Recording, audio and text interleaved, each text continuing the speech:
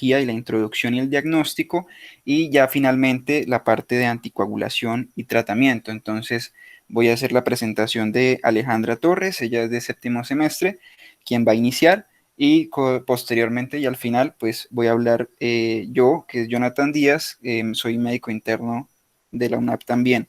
Nos acompaña como invitado experto el doctor Juan Diego Higuera, es médico internista, jefe del Servicio de Medicina Interna de Foscal Internacional. Entonces, pues esperamos que la charla sea de agrado de todos ustedes y pues damos inicio como tal.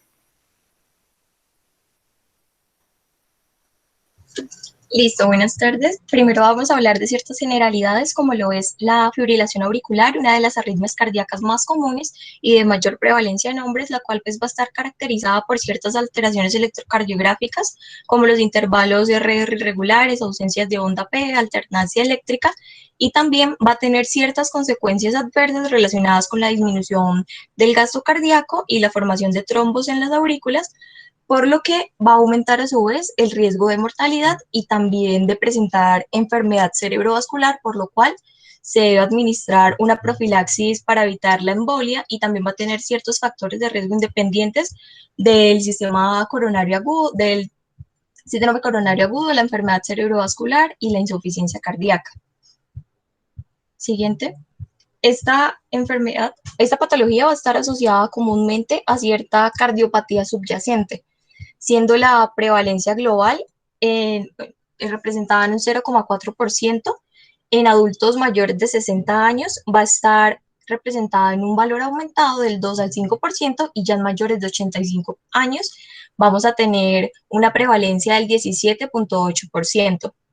Como lo hemos venido mencionando, la fibrilación auricular tiene alta incidencia en provocar eventos cerebrovasculares, ya que causa uno de cada 6 eventos cerebrovasculares, de los cuales el 20 al 50% van a tener etiología cardioembólica. En esta entidad, la relación de prevalencia va a cambiar, va a ser mayor en mujeres con una relación de 1 a 1,3, siendo pues el riesgo de enfermedad cerebrovascular 3 a 5 veces mayor en aquellos pacientes en los que no estén anticoagulados.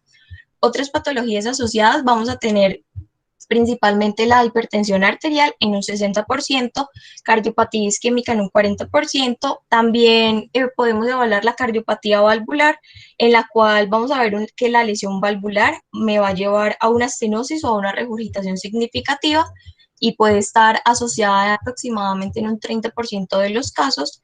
También tenemos la cardiopatía congénita, que va a estar presente en un 20% de los adultos con comunicación interauricular, y también va a estar relacionada directamente con la edad.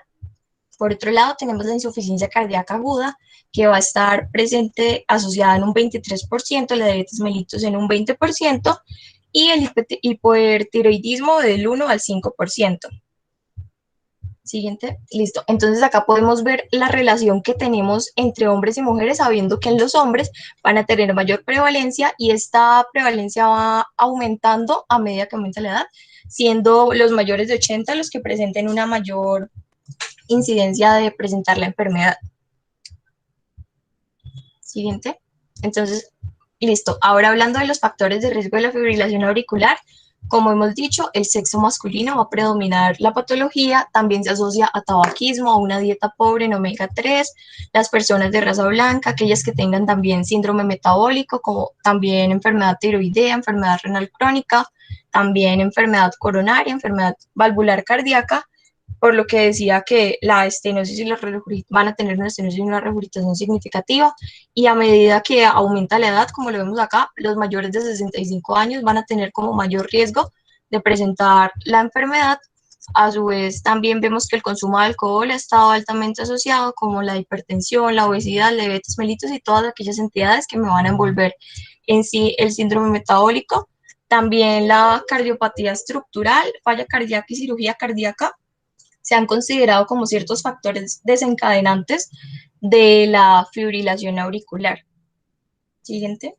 Entonces, ahora ya hablando un poco más de la fisiopatología, pásala, vamos a ver que van a haber ciertas alteraciones que me van a generar áreas de desconexión eléctrica, permitiendo que se vayan a formar pequeños focos de reentrada múltiples que me van a producir frentes de ondas irregulares, los cuales pues me van a llevar a ciertas alteraciones electrofisiológicas y bioquímicas que me van a inducir una pérdida de la actividad eléctrica auricular organizada, lo que perpetuándome así una actividad eléctrica caótica que va a terminar siendo pues permanente. Y hay que recalcar que este fenómeno va a estar asociado a su vez dependiente de la masa del tejido auricular, la cual pues va a ser crítica al momento de mantener la arritmia.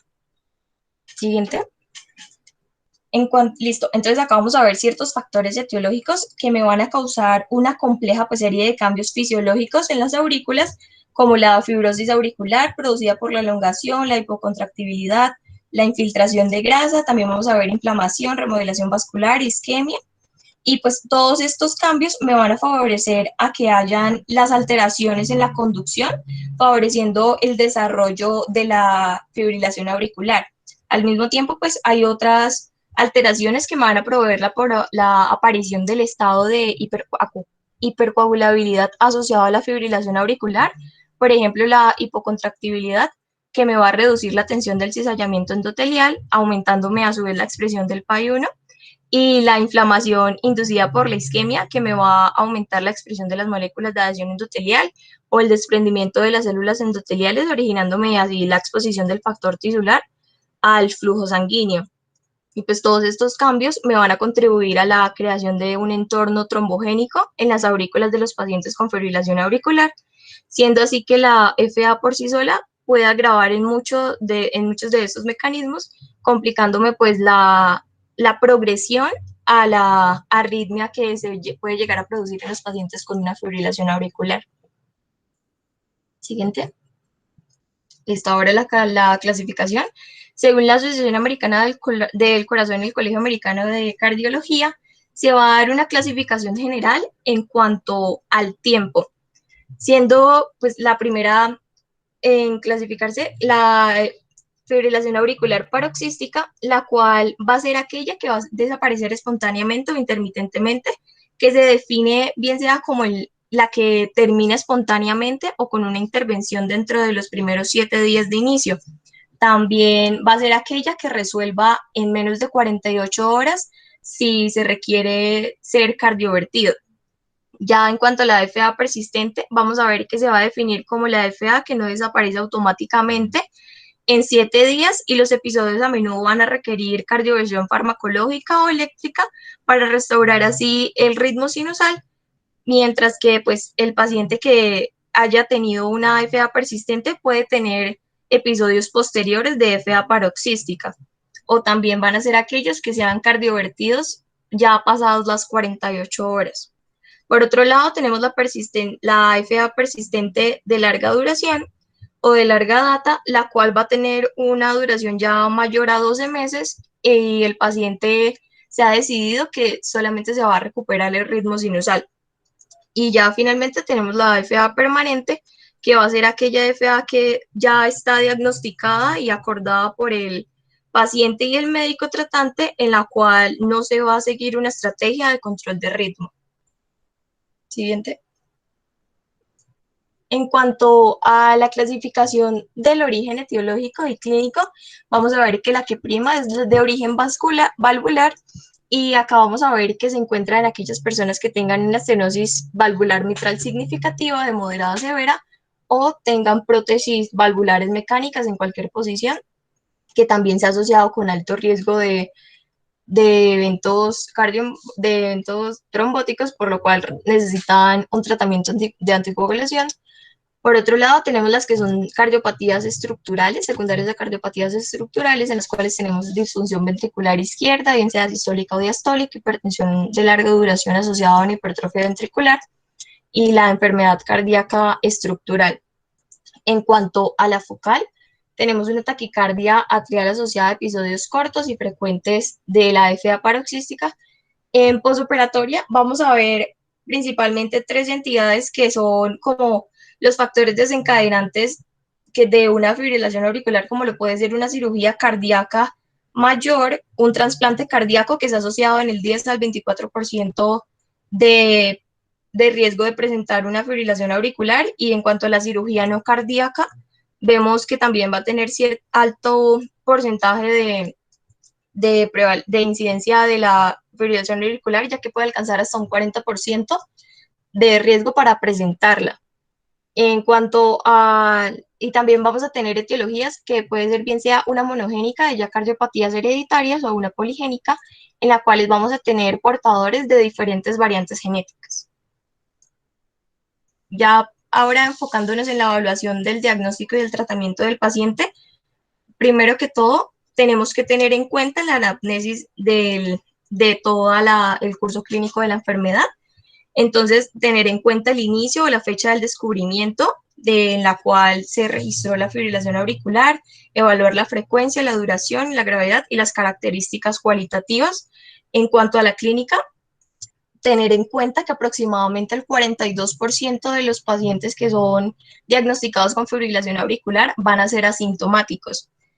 Sin embargo, van a presentar ciertos signos y síntomas asociados, los cuales pueden ser déficit de pulso, taquicardia, palpitaciones, fatiga, debilidad, mareos, ruidos cardíacos irregulares, y ya en unos síntomas más graves podemos llegar a encontrar una disnea en reposo, angina e incluso pacientes que ya lleguen presentando un síncope o un evento embólico de apariencia insidiosa, que pues nos hace pensar en, primero que todo, descartar una patología como la fibrilación auricular.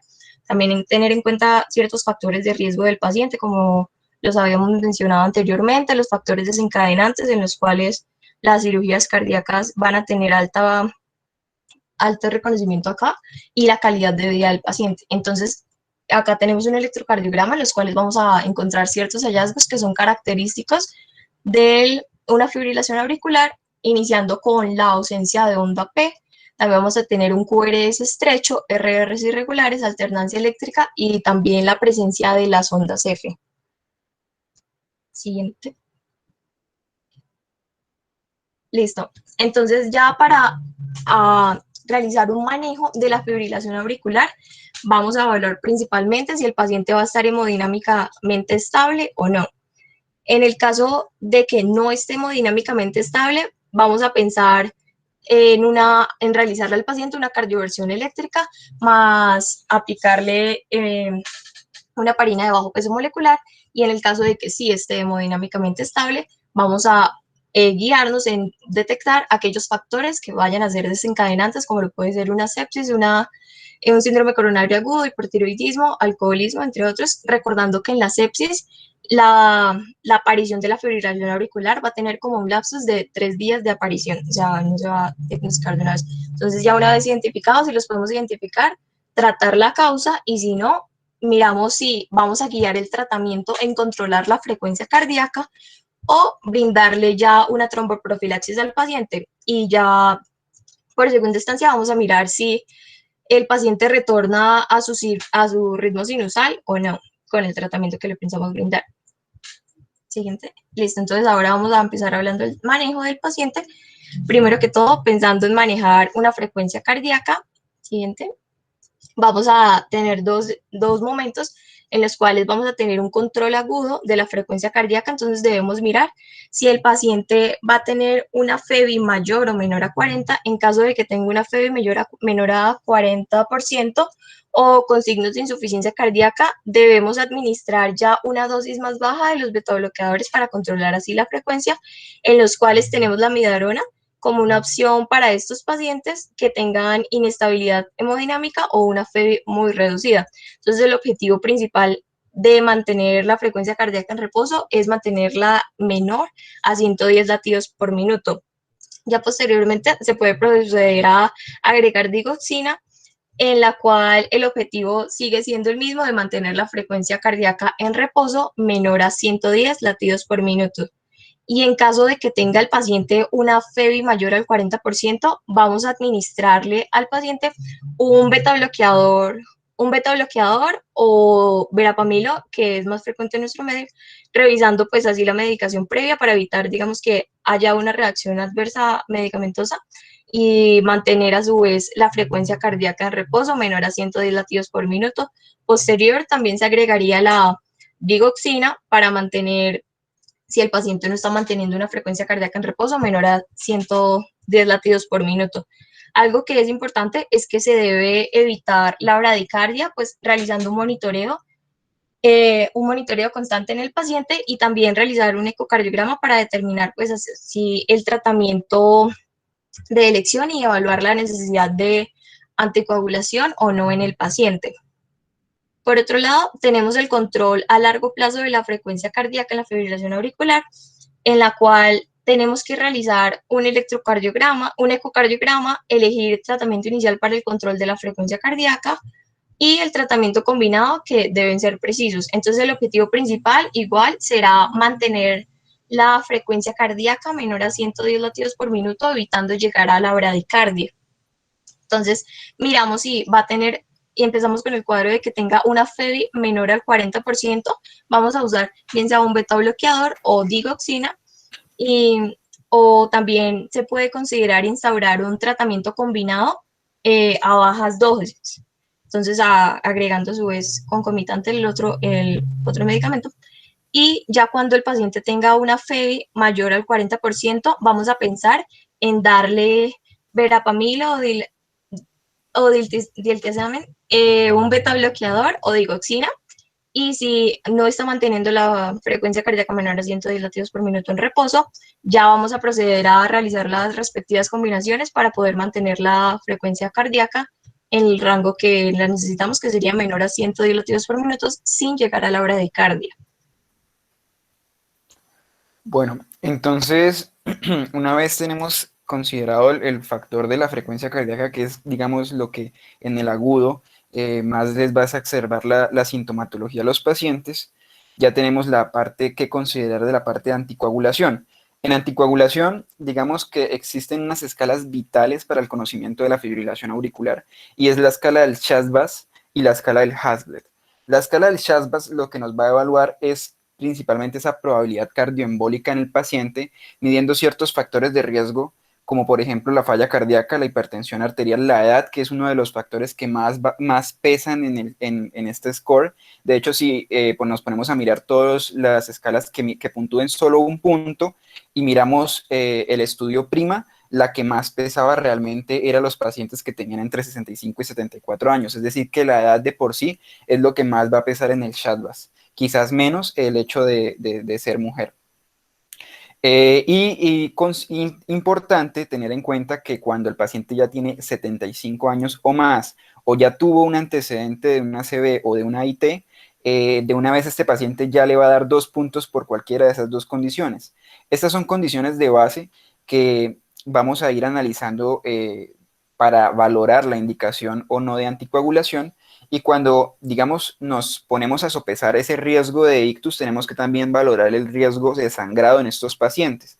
El riesgo de sangrado no es como tal para contraindicar la terapia tromboembólica, sino para tratar de irla arreglando durante el proceso. Es decir, la escala del Haslet sí va a ser una escala modificable. Es decir, la escala solo me va a puntuar por ejemplo, en este primer ítem, la hipertensión, solo si no está controlada, pero si yo en el paciente, o considerándola no controlada como una presión arterial sistólica mayor de 160, pero si yo en el paciente la logro bajar a 140 o a 130, ya este ítem se me borra y ya tendría menor riesgo de sangrado este paciente. Igualmente los otros ítems, que algunos son modificables, otros no, pues la edad no va a ser modificable, pero de pronto sí podré ayudar, si se puede, en la función renal, o en la enfermedad hepática, pues no es modificable la historia de la CB o la historia de un sangrado, también es si se predispone a un sangrado, también le va a marcar la labilidad del INR o si el paciente está consumiendo fármacos que predispongan al sangrado como son los AINES o cualquier en general antiplaquetario, pues AINES en todo su espectro o un antiplaquetario en general.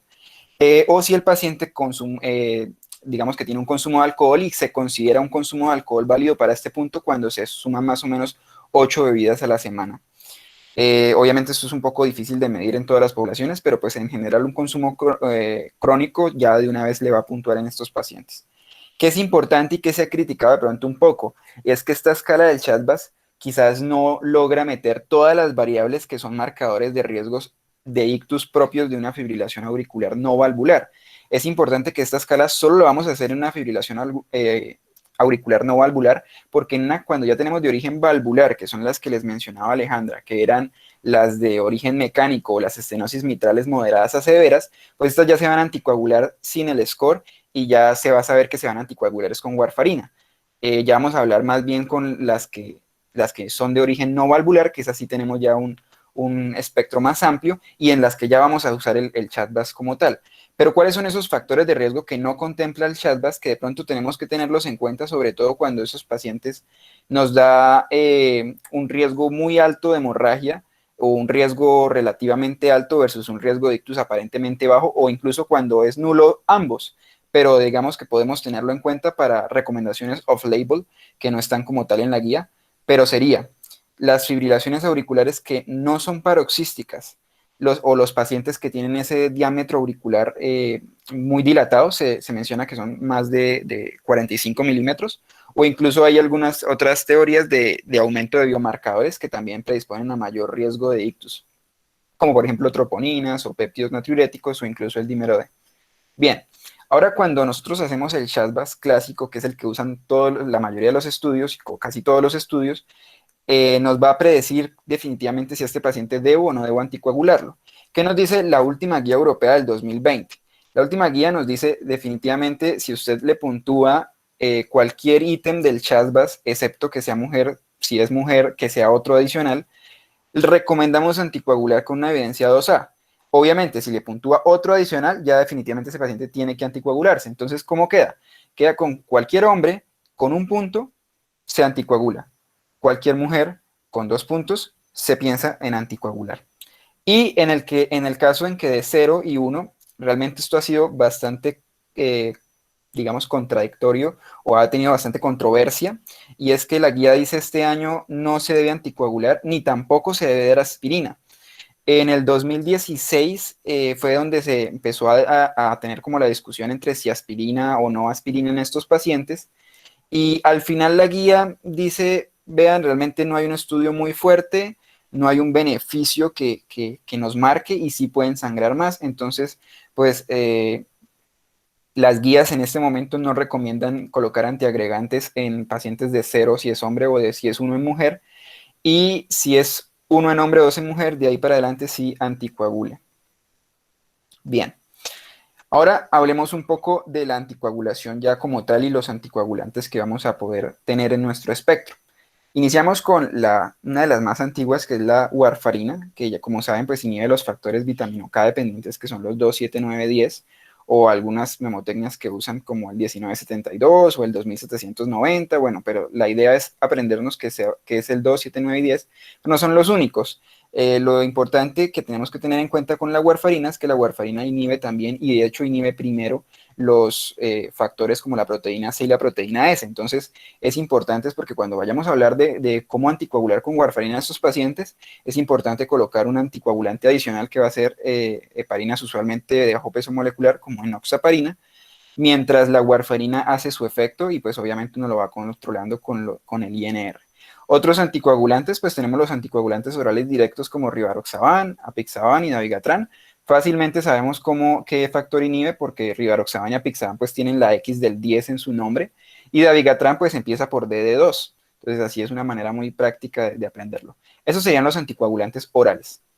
Ya parenterales tenemos fundaparinox, tenemos enoxaparina y tenemos dalteparina. Digamos que en nuestro medio, por lo menos local, manejamos mucho más lo que es enoxaparina y pues ya dependiendo del paciente, pues podemos llegar a pensar en fundaparinox. Estamos de pronto ante un caso un poco más raro de trombocitopenia inducida por heparinas, pero pues bueno, eso no es tan frecuente. De pronto se da un poco más con heparina no fraccionada que con heparinas de bajo peso molecular. ¿Cuáles son las indicaciones de warfarina? Bueno, normalmente la indicación de warfarina es en toda trombofilia, no porque no se considere que sirvan los nuevos anticoagulantes, sino porque no hay estudios en ellos. Entonces, por ahora, trombofilia se anticoagulan con warfarina o es la indicación de las guías. Las válvulas mecánicas, ¿por qué? Porque sangran más. Si se usan con los nuevos anticoagulantes, sangraron más, entonces la indicación es continuar con warfarina. Tasas de filtración menores de 15, esto está súper debatido. Las guías de este año literal le dieron un poco de palo a warfarina porque pues no tenía buena evidencia y de hecho estos pacientes de pronto no se benefician tanto porque su riesgo de sangrado es mucho mayor y de hecho la warfarina a largo plazo puede inducir alteraciones cardioestructurales que van a empeorar al paciente. Child-Pugh A o B, porque sé pues como tal el Child-Pugh-C ya estaría como en un estado de deficiencia de factores de la coagulación, lo que estaría prácticamente en un estado, digamos, como pro hemorrágico. Entonces, pues en este caso ya no habría indicación. Si hay un riesgo de sangrado activo, sí hay indicación de warfarina porque tenemos principalmente antídotos a la mano, ¿sí? No es tan frecuente que tengamos antídotos cercanos de los anticoagulantes orales directos como dabigatran, rivaroxana, pixaban, aunque algunas instituciones sí cuentan con estos nuevos antídotos, pero pues lo más fácil es administrar pues vitamina K, que aunque no es un antídoto como tal, pues sí nos va a ayudar a revertir un poco ese efecto de la warfarina. Otros por limitaciones de costo ya son cuestiones más sociales. Tenemos que tener en cuenta que los medicamentos para que funcionen deben ser suministrados. Entonces, de nada sirve yo mandarle un nuevo anticoagulante oral directo si el paciente no se lo va a suministrar su EPS y él no lo puede comprar. Entonces, yo no puedo dejar que si el EPS decide no dárselo una semana, pues el paciente se quede sin anticoagulación una semana. Entonces, si el paciente no lo puede comprar, yo prefiero mejor darle warfarina en esos casos. Si me preocupa el cumplimiento, porque pues si ustedes omiten, o si el paciente omite una dosis de los nuevos anticoagulantes, pues queda desprotegido. Pronto con warfarina dura un poco más el efecto, entonces pues me preocupa menos. Preferencia del paciente, pues es de nuevo, esto es más bien recomendación de expertos, pero realmente es muy de usted hablar y sopesar los riesgos beneficios sociales que tenga con este paciente. Y no de las embarazadas, porque pues la warfarina pasa la barrera hematoencefálica, perdón, barrera estofetoplacentaria. ¿Cómo se inicia? Bueno, entonces la warfarina usualmente podemos iniciar entre 5 a 10 miligramos, usualmente se inicia 5 miligramos, de pronto un poco menos en el adulto más frágil o en el paciente que tenga alguna enfermedad o bastantes comorbilidades, pues usamos de pronto 2,5 miligramos, pero digamos que lo más estandarizado, que lo que se suele usar más, es 5 miligramos a incluso hasta 10 miligramos en algunos casos. ¿Y qué vamos a hacer? Pues en ese caso empezamos a hacer controles con el INR los primeros días. Entonces, por ejemplo, usualmente lo que se hace es al día 3 el INR y al día 6. Pero digamos que dependiendo del día que se decide realizar el control con INR, vamos a decidir si vamos a ajustar la dosis de warfarina en esa primera semana.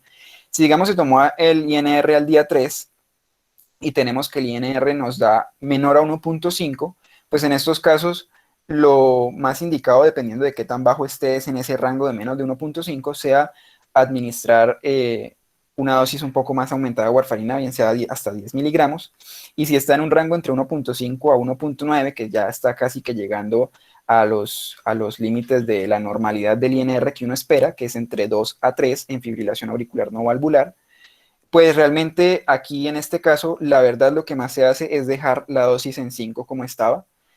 No se suele disminuir porque luego va a ser difícil subirla, pero pues eso depende mucho de la labilidad que usted considere en ese paciente con el INR por sus factores de riesgo.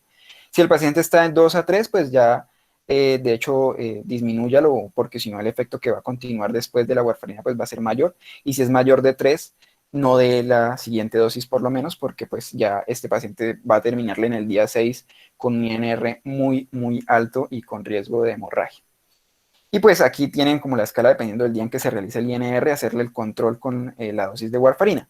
Una vez llegamos a la semana y continuar los controles, digamos, semanales que se tengan pensados con el paciente, lo importante es ver el INR que me traiga el paciente a la consulta. Entonces, lo que yo voy a decidir primero, antes de ver un INR elevado, que es principalmente lo que nos asusta más, o bajo incluso, es primero averiguar la adherencia a ese fármaco. Entonces, primero usted sí se está tomando la warfarina, las dosis que eran, a los días que eran, dejó de tomarse alguna, le está disminuyendo, ¿sí? O si está muy alto, usted ha tenido episodios de diarrea, ¿sí? De pronto, entonces, que eso es lo que me esté generando el aumento, o definitivamente si no hay causa clara, pues, y la causa es más bien de la propia warfarina con las dosis que se habían establecido, pues entonces ahí sí pienso en subirle o bajarle el ajuste semanal.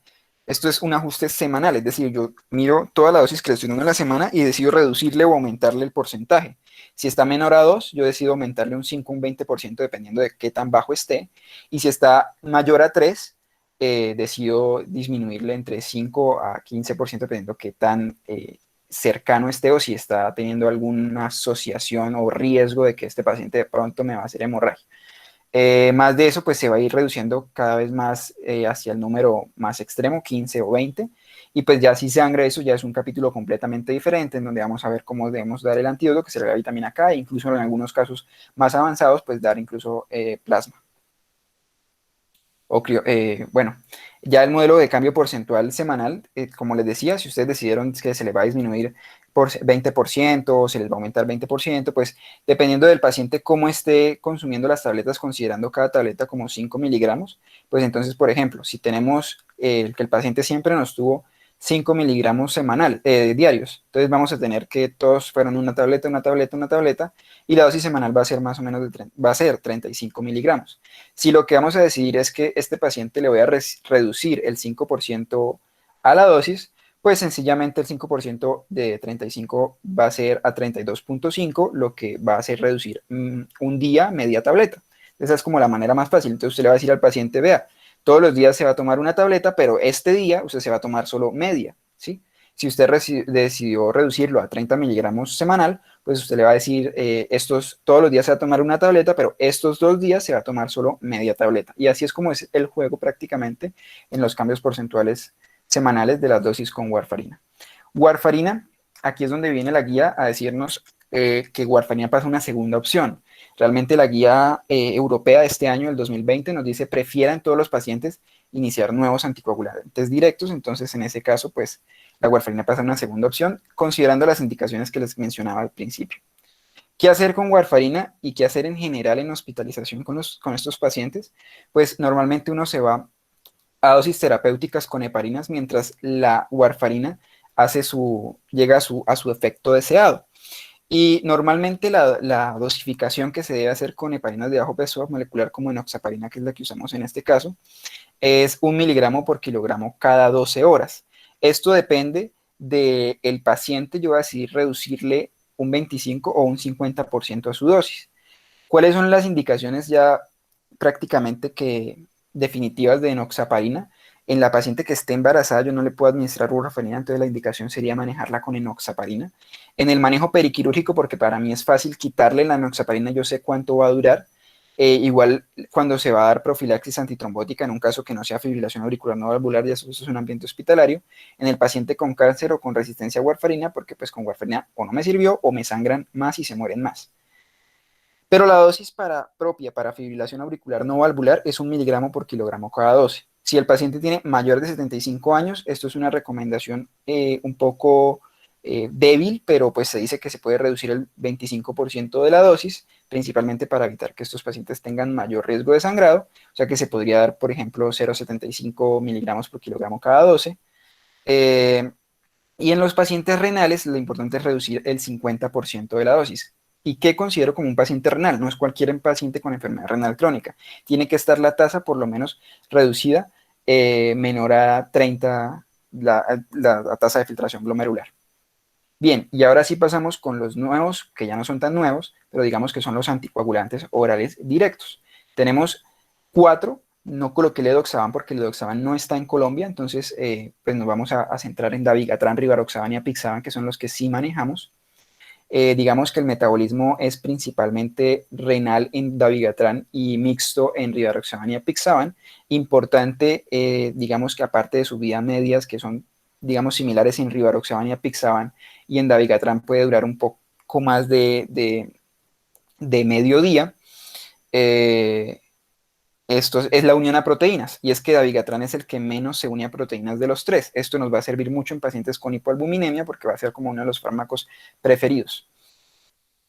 Es importante que, pues, a pesar de que la vida media de rivaroxaban y apixaban, pues, está entre 5 a 9 horas y 9 a 14 horas, realmente estos medicamentos pueden llegar a durar un poco más ya en los estudios como tal.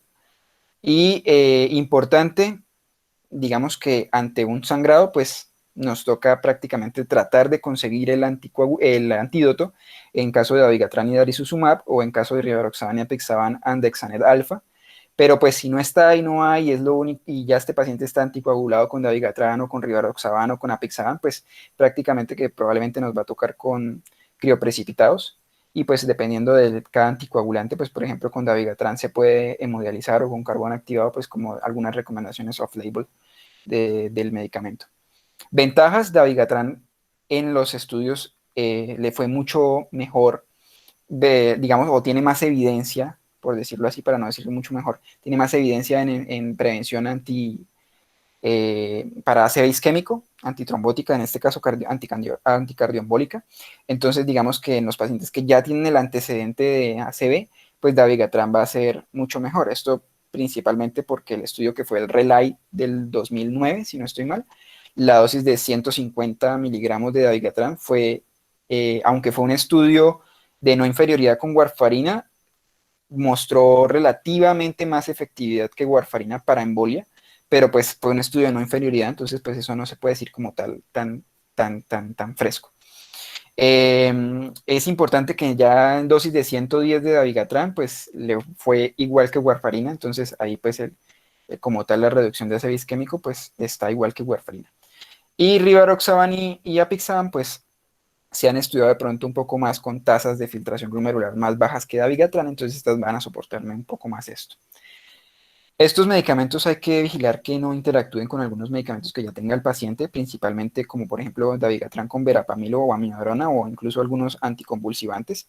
Y en el caso de rivaroxaban y apixaban, pues claritromicina o otros también anticonvulsivantes. Digamos que esta tabla no voy a introducirme tanto, digamos que es para que la tengan, para que lo tengan en cuenta. Es principalmente los ajustes por tasa de filtración glomerular.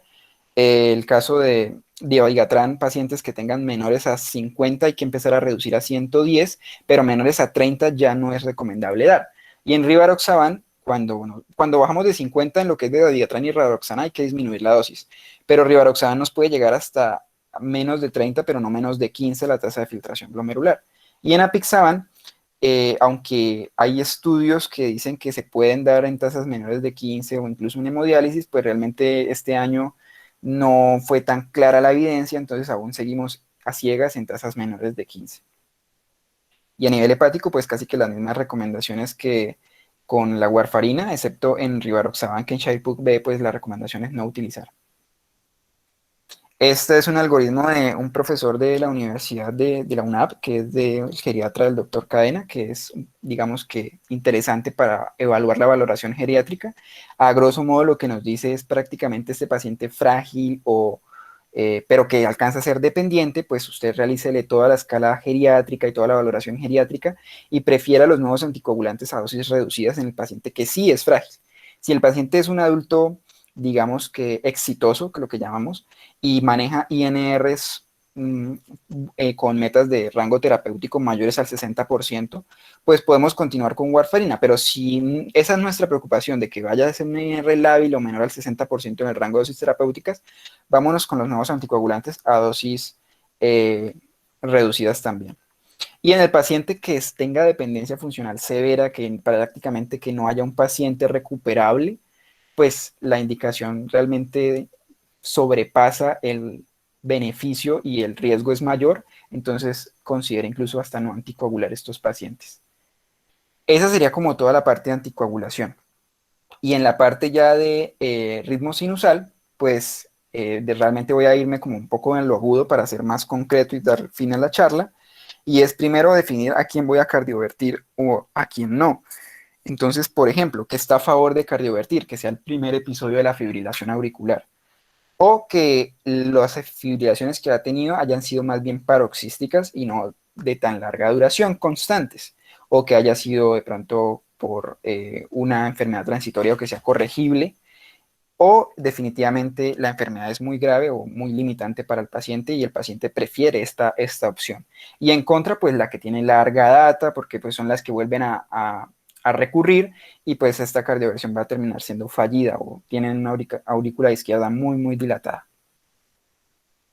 Y digamos que para finalizar, este esquema que es de la Revista Española de Cardiología que me gusta bastante y es lo que decíamos al principio, el paciente está estable o no está estable. Si no está estable, este paciente debe cardiovertirse eléctricamente, administrando una dosis de heparina bajo peso molecular, y si está estable, pues evaluemos si hay algún foco de la fibrilación auricular, y pues de ahí vamos viendo el control de la frecuencia y la tromboprofilaxis si no encontramos alguna causa corregible. Una vez lo hagamos, nosotros vamos a decidir cuánto tiene esa fibrilación auricular de haber aparecido. Si tiene menos de 48 horas, o el paciente ya viene anticoagulado, o tenemos un ecocardiograma transesofágico de ya en ese momento que me dice que no hay un trombo, entonces, si en ese paciente tiene factores a favor de cardiovertir, puedo cardiovertir, dependiendo obviamente de la cardiopatía, si tiene o no cardiopatías estructurales este paciente. Si este paciente no tiene menos de 48 horas o yo no sé cuánto tiene, pues realmente no puedo cardiovertir de una vez y tengo que usar un esquema de anticoagulación, cardioversión, anticoagulación, que es principalmente anticoagular 3 semanas antes de yo cardiovertir y anticoagular 4 semanas después, principalmente con cumarínicos, que en estos casos sería con warfarina. ¿Por qué se anticoagula después de cardiovertir? Principalmente porque queda como un aturdimiento cardíaco por la cardioversión y pues esto puede ser fuente tromboembólica, entonces se anticoagula 4 semanas más.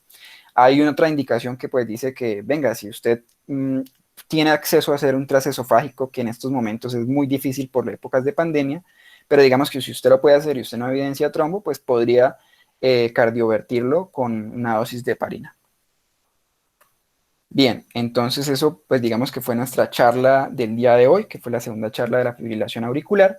Entonces ya en este paso damos pie a que nuestro invitado experto, que es el doctor Juan Diego Higuera, pues si nos da algunas recomendaciones o algunos ítems importantes y pues cualquier pregunta también adicional también será escuchada. Entonces doy paso como tal al doctor. Gracias, Jonathan. Buenas noches a todos. Buenas tardes, perdón. Bueno, Jonathan, pues veo que Alejandra y Jonathan hicieron una revisión muy completa.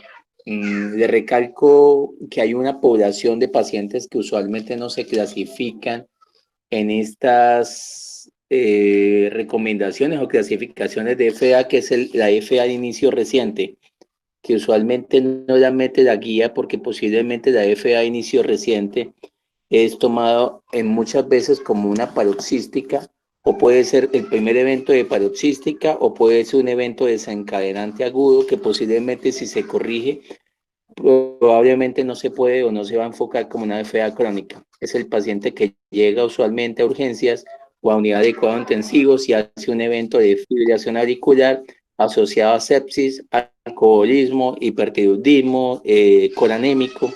Esta población sí tiene un solo evento que cardioverte fácilmente y que posiblemente tiene una ecoestructura normal sin factores de riesgo importantes para recurrencia. Posiblemente este paciente no va a tener recurrencias y se va a manejar como un paciente que tuvo un solo evento y transitoriamente muchos expertos lo anticoagulan durante un mes mientras hacen los estudios y posteriormente retiran todo y solamente dejan posiblemente algo para prevención. Entonces, esa población que a veces es muy difícil de establecer. Pero recordar que cualquier paciente que llega con una FA al servicio de urgencia, hospitalización o a consulta externa de un paciente que hace un evento de sensación de palpitaciones, si está asintomático, pero puede ser un evento paroxístico, pues siempre tiene que estudiar de alguna forma para confirmarse. Entonces, si no lo podemos lograr con un electrocardiograma, tenemos que hacer una prueba que usualmente es de tiempo. Entonces, 24 horas, 72 horas o 7 días, que es lo más usual que utilizamos en los consultorios, que son hacer holters de seguimiento, en donde buscamos la oportunidad de que el evento de fibrilación auricular se presente. Entonces, en esos pacientes que tengan una posibilidad de tener FA paroxística más el chat-VAS positivo, posiblemente lo enfocamos como lo han dicho en la charla. Hay un dato pues que dijeron en un algoritmo de amiodarona en pacientes termodinámicamente inestables. Sí es una opción, pero tengan en cuenta que la amiodarona cuando se coloca endovenosamente puede inducir hipotensión y puede inestabilizar más los pacientes. porque usualmente la guía recomienda un bolio de amiodarona inicialmente y después viene una infusión de 1 miligramo minuto. Entonces, durante ese bolio es usualmente que se desencadena la hipotensión, usualmente es debido a que la molécula tiene un solvente que es el polisorbato 80 que induce usualmente hipotensión. Entonces, lo recomendable por experiencia es que usualmente muchos no colocamos el bolio. Si vemos que el paciente está estable, lo colocamos. Lo que hacemos es dejar la infusión a 1 miligramo minuto, posteriormente vamos a pasar a 0,5 miligramos minuto, como dice la guía, y no colocamos el bolio, o si lo van a hacer o van a iniciar la infusión, siempre estar monitorizando esa hipotensión que generan en ese paciente debido solamente al medicamento. De resto, yo creo que quedó claro. Siempre entender que cuando dejamos un anticoagulante puede ser hasta una noxa más a un paciente que tenga riesgo de sangrar. Toda conducta médica conlleva siempre pasar de riesgo-beneficio y en esta patología y sobre todo en anticoagulantes es mucho mayor el riesgo que el beneficio en muchos pacientes. Si ustedes se dan cuenta, casi todos los pacientes que tienen chatbot de al menos de 2 puntos de riesgo de embolia por cada año que pase llega aproximadamente al 3%, sabiendo que es el mismo riesgo que se tiene cuando usted anticoagula con warfarina a mano experta. Por lo tanto, si ustedes se dan cuenta, la guía tiende a hacer la anticoagulación a 2 puntos en mujeres y a 1 punto en hombres, entendiendo que si el riesgo de sangrado es menor al riesgo tromboso.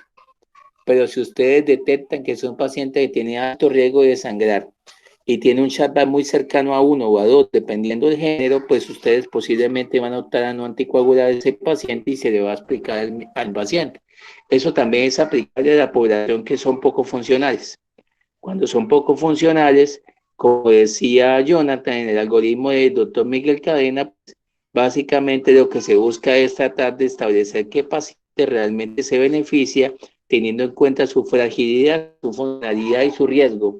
Entonces, bajo esa premisa, los ancianos es muy aplicable este algoritmo, pero también tenga en cuenta que hay pacientes jóvenes que no tienen mayor edad, pero quedan con secuelas importantes después de una ACV. Esos pacientes que quedan postrados, que quedan con Bartes muy bajos, posiblemente así sepamos que el evento de ACV isquémico fue el desencadenante de ese Bartes, pero sabemos que la rehabilitación a largo plazo no es adecuada. Es posible que dependiendo quién lo vea, va a suspender anticoagulación porque mayor el riesgo que el beneficio. Similar cuando colocamos insulina a un paciente con demencia que sabemos que no nos puede avisar si tiene o no tiene hipoglicemia. Las metas son diferentes y posiblemente vamos a condicionar el tratamiento con otra farmacéutica. No sé si tienen alguna duda de los expositores o si de alguna forma si yo puedo ayudar con mucho gusto. Doctor, por ejemplo, en esos pacientes que tienen de pronto un riesgo alto de sangrado y un chatbot muy de recomendación 2A, que solamente es 1 punto en hombres o 2 puntos en mujeres, pero sí tienen un importante riesgo de sangrado, en ellos no doy nada de anticoagulación o podría dar a dosis profilácticas de anticoagulación. Pues, Jonathan, depende mucho de cuál es el riesgo, si es corregible o no corregible. Porque si es un evento transitorio que usted lo corrige, pues posiblemente en algún momento va a dejar de volverse contraindicación y va a hacer plenamente el tratamiento. Que haya algún estudio que te diga que dosis intermedias sean lo más adecuado, es posiblemente lo que hacemos en la práctica en hospitalización, que dejamos dosis bajas, profilaxis, observamos unos días, si es una hemorragia más altas, que sabemos que la úlcera sana en 72 horas, es corregible. Posiblemente vamos a iniciar el anticoagulante, los cogemos de alguna forma para que continúe el paciente de forma con una vigilancia plena. La otra opción que hacemos a veces es que dejamos anticoagulaciones subcutáneas durante el tiempo agudo de la enfermedad. Es el caso de un paciente que tiene un sangrado importante en un sitio que es de difícil manejo, o el paciente que usted sabe que le puede resangrar y que sabe que el paciente solamente con dejar de exceptuar 1 dosis o 2 dosis va a dejar de sangrar, que es la noxaparina. Posiblemente ese paciente en el primer mes, cuando los egresamos con heparina subcutánea para evaluar esa posibilidad de recurrencia y por lo tanto contraindicar absolutamente el proceso, o continuar con un anticoagulante de forma ambulatoria en el siguiente control, que es donde el médico lo debe iniciar. Entonces, muy de experiencia, creo que esto es muy de negociar con el paciente. Si usted recuerda, en la parte de diapositivas hay una parte donde dice que discuta con el paciente el tratamiento. Si usted discute con el paciente el tratamiento y usted define que inicialmente le va mejor con enoxaparina y posiblemente después con un nuevo anticoagulante, pues es una opción. Pero realmente siempre la duda en esa pregunta, cuando los chatbots son bajitos y hay un mayor riesgo que el beneficio, usted tiene que intentar reducir el riesgo. Si es corregido, reduce, si lo inicia la anticoagulación, si no lo es, posiblemente persista la contraindicación.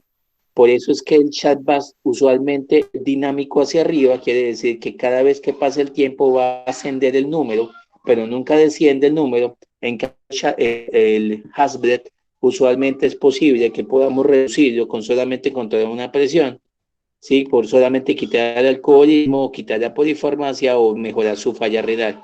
Entonces, con esas condiciones es posible que uno pueda, en un paciente corregido, reducir los factores de riesgo. Pero siempre en el daño del paciente y de la familia. En sí nosotros no lo hacemos, pero realmente en otros países desarrollados firman consentimiento informado de inicio de anticoagulación en pacientes de bajo o alto riesgo para que el mismo paciente y la familia asuma parte del riesgo de iniciar un anticoagulante. Entonces, sabemos que hay un riesgo y ese riesgo lo asumo en pacientes sabiendo que a pesar de que reduce el riesgo de trombosis, aumenta el riesgo de sangrado. Y lo otro importante es saber siempre decirle al paciente que nunca un paciente que usted anticoagule le reduce el riesgo a cero. Quiere decir que a pesar de que tú anticoagules un paciente, siempre se le tiene que vender la idea de que posiblemente puede volver a tener un evento trombótico, pero de menor posibilidad que si no lo toma.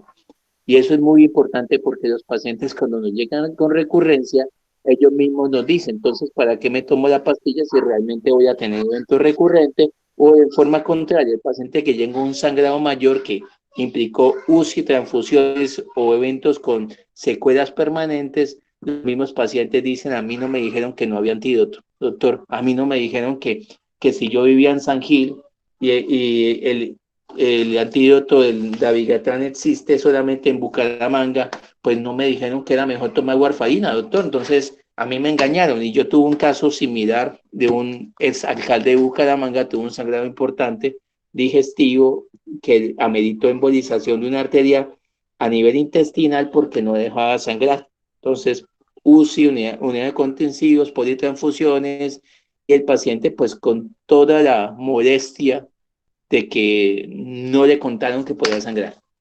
Y a veces los médicos somos dados muy de decir el beneficio, pero nunca el daño.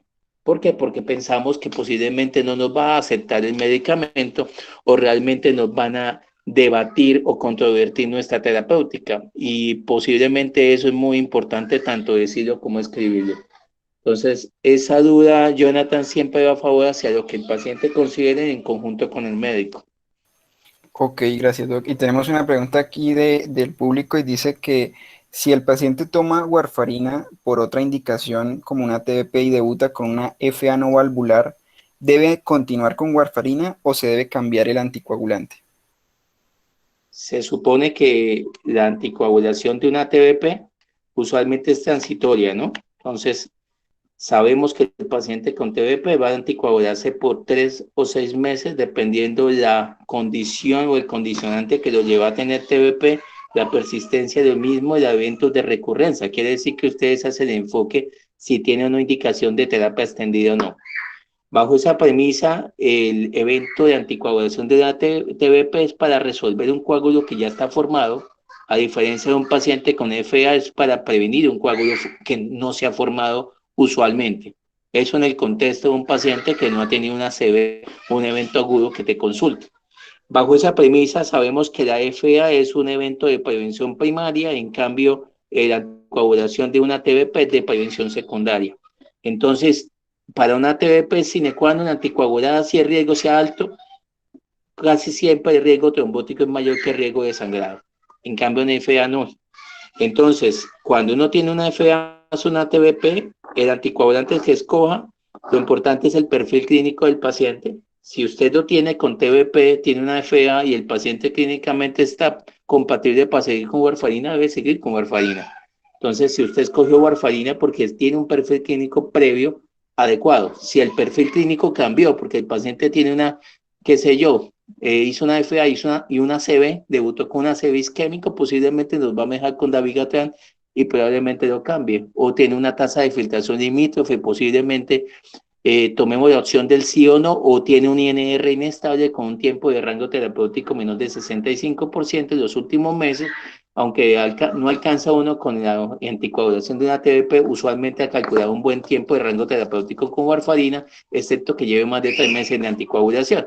Entonces, bajo esa premisa, yo creo que es muy individualizado la conducta, pero yo no cambiaría a un paciente que tuviera una FA que esté anticoagulada con una TP, la warfarina sí es un buen candidato para warfarina. Bueno, muchísimas gracias, doctor. Entonces ya daríamos por finalizada la charla. Agradecemos mucho a los participantes y a la expositora también. Entonces, muchas gracias y pues nos veríamos en una siguiente ocasión para la siguiente charla del módulo de cardiología que vendría siendo de insuficiencia cardíaca. Entonces, muchas gracias también al doctor por pues asistir, por respondernos las preguntas. Bueno, muchas gracias a todos y gracias por invitarme. Que estén muy bien todos. Luego.